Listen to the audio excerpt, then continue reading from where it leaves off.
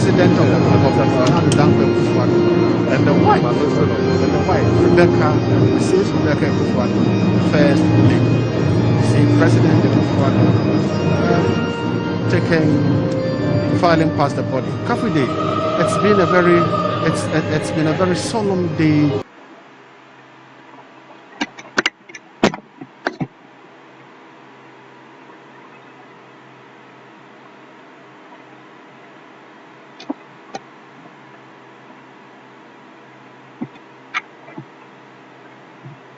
And today is going to be the day for the leadership of this country. President and the wife in to pay their last respect. How do you look at this and how does this reflect and build the image of Ghana?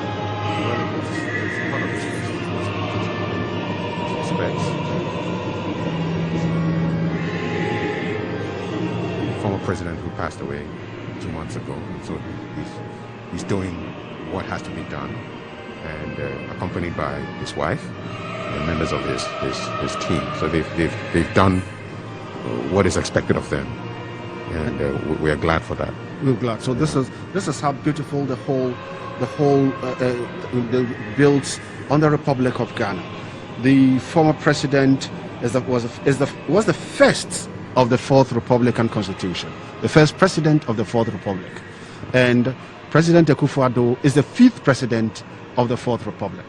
So the fifth is now paying due respect to the first president of the Fourth Republic. And the Fourth Republic has been the institution that has given us a very stable democracy. Stable democracy. This is something, and in the past we always talk about checkered political history. But this time, I think that word checkered political history, it's something that we'll have to start learning to do away with. It's quite symbolic that the Fourth Republic was ushered in by a man who has been intimately involved in the history of the country. Some would say for the wrong reasons, because of what happened in 1979, which brought down a military government, and then in 81, which curtailed the Third Republic. But the irony and the enigma and the mystery is that the same person who was behind the May 15th insurrection was an integral part of June 4th, 79 and December 31st, 81, is the same person who transformed to become a democratic leader and served for 2 terms, duly elected. And then after his second term, he did what most people did not expect him to do. He did not perpetuate himself in power. He just handed over. And his party even lost that election in 2000, which is an oddity in most parts of the world, where how can you be in power for so long and then your party loses an election? It's not done. And there are a lot of countries in Africa which go by that rule, that you can't be in power for that long and lose. Yes, but that's the way things happen in Ghana, and events conspired to bring us to this point where we are celebrating almost 30 years of this democracy. Next year, the 30 years for the 92 Constitution. And Ms. Rawlings played a big part in it. And it's only befitting that we pay respect to him, not just as a fallen president, but also somebody who was a big part of this country's history. Right. Lieutenant Nunate, if you look at the whole scenario, so peaceful, so beautiful, because you people are in charge. I say people and I tell you, the military in charge. Now you see how orderly the place is and everything's been, so cameras can even take shots. And I know you people by this time, you're happy that we are in charge of an order. And are you happy that we are seeing what is extremely wonderful and beautiful?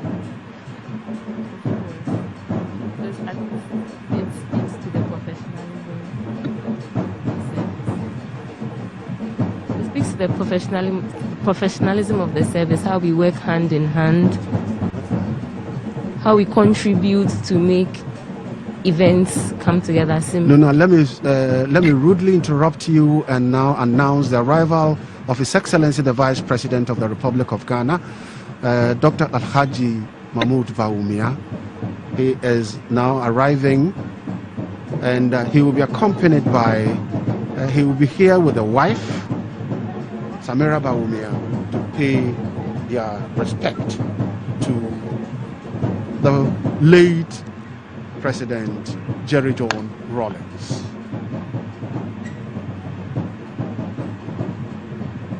So we're now seeing the arrival of His Excellency, the Vice President of the Republic of Ghana, Alhaji Dr. Bawumia. Kafui, it looks as if you look at the program for today, the President at 9 a.m., and then from 9 a.m. to 10 a.m., this is what is going to happen. The President comes in, and just as the President had left, the Vice President had come. It looks as if this is demonstrating quality, demonstrating time. Yeah, it's we shouldn't. You see, the sad thing is that we get surprised when things happen on time, which shouldn't be the case. I know circumstances where people are described as, oh, you're not Ghanaian just because you arrived somewhere on time. That should not be the case. It should be normal for things to happen on time. The President was expected to be here at 9, and he was here even before 9. Yeah, it's just a few minutes past 9 o'clock, and everything is going like clockwork. So we can plan. We know what is happening. President and First Lady to come. We now have the Vice President and the Second Lady. We are expecting to see former presidents and their spouses next. So we are just following schedule, and this should be the norm. We shouldn't get excited that things happen on time. Yes, in fact, in some countries like Japan, Germany, people have been known to resign for coming to. In Japan, a train arrived a couple of seconds late, and the CEO of the train company resigned because the train arrived a couple of seconds later than. A typical Ghanaian would say, "This man is not serious. Yeah, why do I leave my way because the train was late? Was I the one piloting the train? No, that's the kind of question they'll ask. But you see, sticking to time, it shows respect for another person. If you give the person 9 and you get there at 9, it shows respect. So that's the Vice President acknowledging the presence of the family.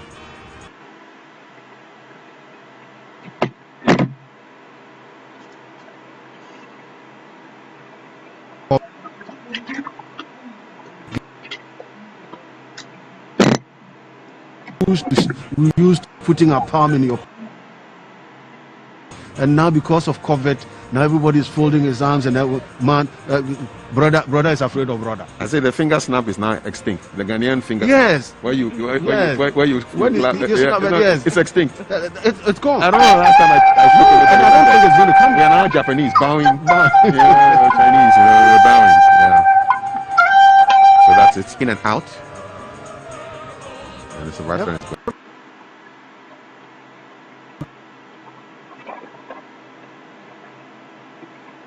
Spending any long time in the room, you quickly need to walk out, and because COVID is telling us that when you stay in an enclosed, air-conditioned room, you can transmit COVID in a faster. Now he's leaving, and immediately after he leaves, I know the next person that is going to come will follow him immediately. So Kafui, who is the next? The next person coming in? Well, according to our schedule, yes. Former presidents and their spouses. Yes. Then the secretaries. And then from 11 to 11:30, we're expecting the Chief Justice, former Chief Justices, and Justices of the Supreme Court, followed by former Chairman and former members of the Council of State, and then former Ministers of State. So everything has been, there's an order of precedence that has been determined. And so number one, of course, is the President, and then his Vice, and then the former President. Everything has been determined by the standards of protocol. We are just following it, that's all. And this is real demonstration of protocol, because if you look at it, I don't think maybe the president, people might be imagining, is the president staying next door to the vice president? No. So when he's going to say, brother, I'm taking the lead. So brother follows up. But here it's an indication that this is a country, this is a program, this is a planned activity, and so therefore it has been planned in such a way. So we should be expecting to see the next guest come in the next few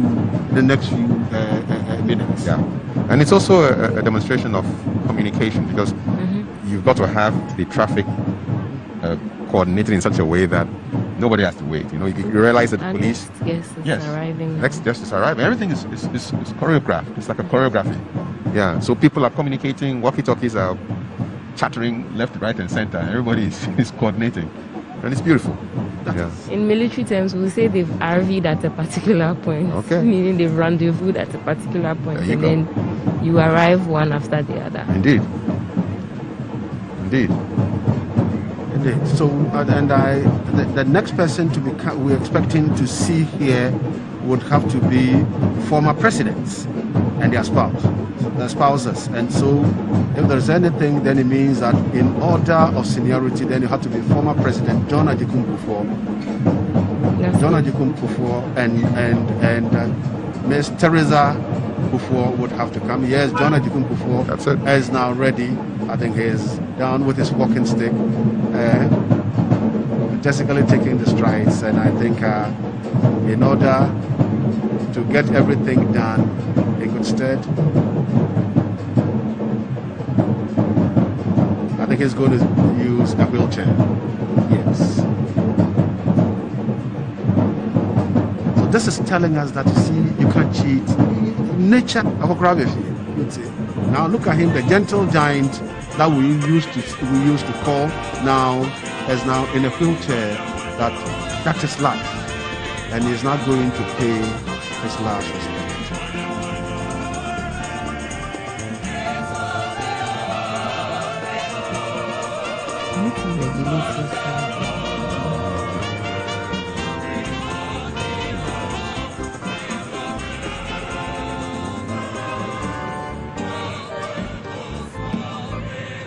Facilities should be disability friendly. Because if it is not disability friendly, now a former president who cannot have the luxury of walking as he used to walk, now using a wheelchair, whether mechanized or manual, whatever, the fact is that he's using a wheelchair. If he's using a wheelchair and there is no access for this wheelchair, how can he come in and do this that the whole country decided to do? So it looks as if, as a people, we are not only supposed to make sure that the conference center looked at this. Looked at this.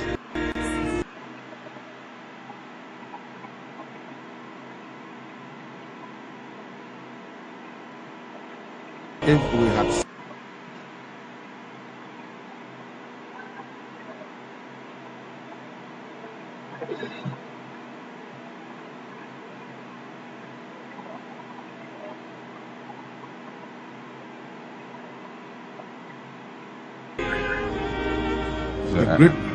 I don't see any ramps there. So, yeah. and the gradient in front of the parliament house, Quite steep. you can't use a wheelchair because we are brothers and sisters, disabled brothers and sisters, people hold space. And he's exiting. The four once worked.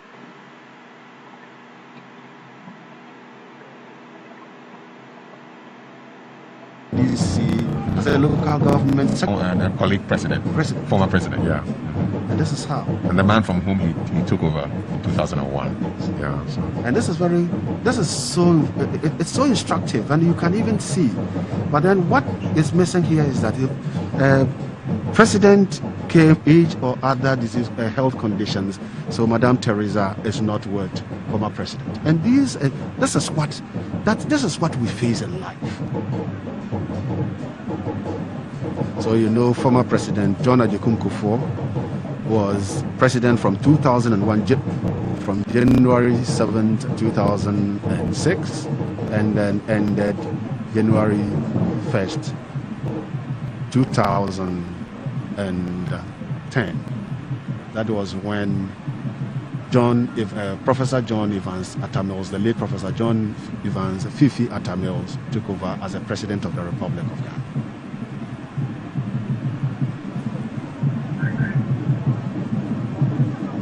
President John Dramani Mahama, who, according to the program, should be following President Kufuor, who just left the premises of the conference center where former President Rawlings is being laid in stake. Today is day 3 of the funeral service, and everything will be rounded off in the afternoon with traditional and customary rites scheduled to take place from 3:30 to 4:30 p.m. Today we will end slightly earlier than we did, God willing, yesterday, and then tomorrow we shall move to day 4, which is the final day. And what do we have, Lieutenant Tay? From 8 o'clock, what is happening? We'll have the filing past. This will be done by the family, the Chief of the Defense Staff, and the IGP and heads of other security agencies, the former chairman of the Council of State, the Chief of Staff, the Chief Justice, the Speaker of Parliament, former President John Agyekum Kufuor and spouse, if possible, former President John Dramani Mahama and spouse, the Vice President of the Republic and the Second Lady, visiting heads of state, the President of the Republic and the First Lady, and then the clergy before the service begins. That should be about 9:10 a.m. That is when we're getting closer to seeing the casket of the former president the last time. Then we would now have to admit and accept that we have finished with the funeral ceremony and we have committed his mortal remains to the ground. Then everything now starts from there, that we can now see the late former president is gone to the maker. And speaking of tomorrow's rites, we would like to entreat the general public as much as possible if they could watch the ceremony virtually rather than trooping to the Independence Square. We are all reminded that we are not in normal times, so we would like to entreat the general public to take this into consideration. And as mentioned before, the routes that the procession passes.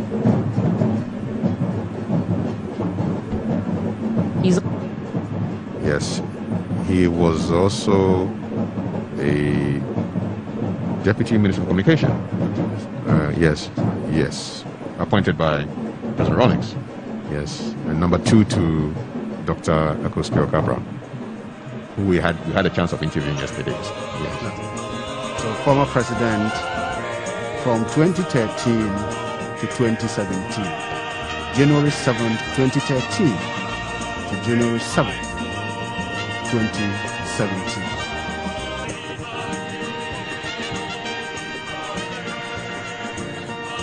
The brother of the former president is also paying his final respects to the late president, Mr. Ibrahim Mahama.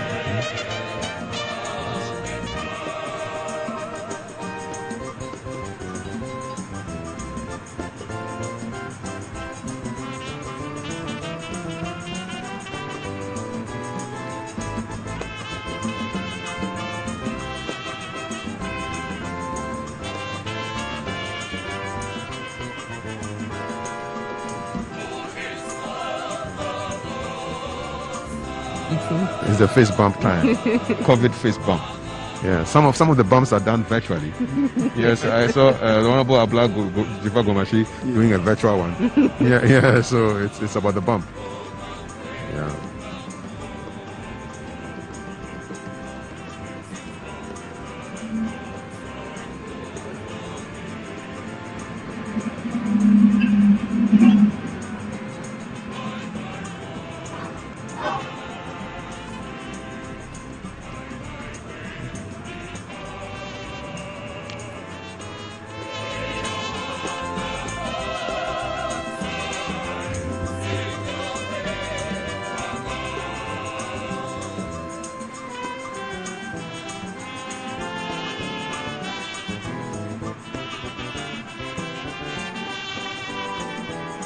That is the former president of the Republic of Ghana, John Dramani Mahama, the fourth of the fourth Republican Constitution from 2013.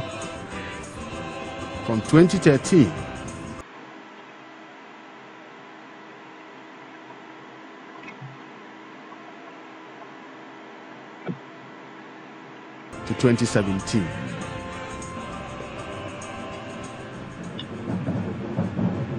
He also qualifies in a strange way as a former vice president as well.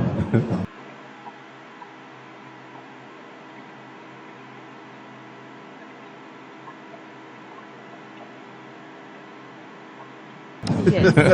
Yes, two in one row, you know. Two in one row. Yeah. As one individual that had really experienced All the levels, right? all the levels. Has experienced all the levels.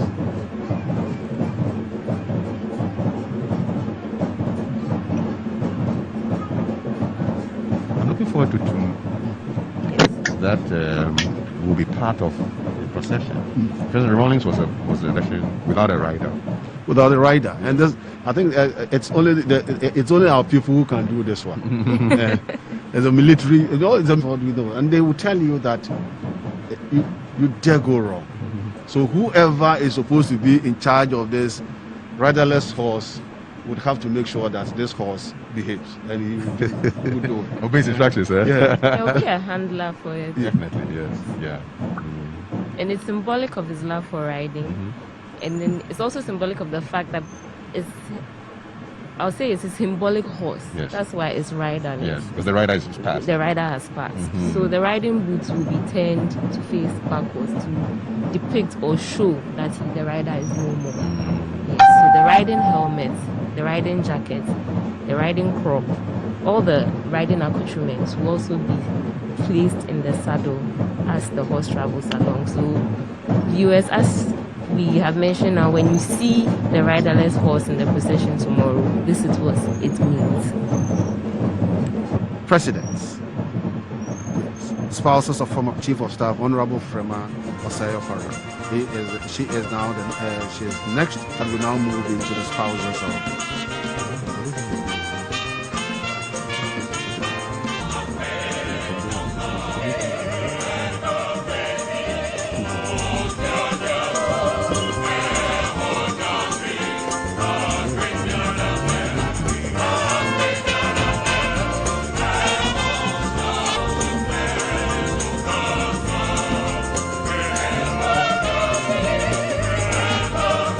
So that's the Chief of Staff doing the tour, filing past the body.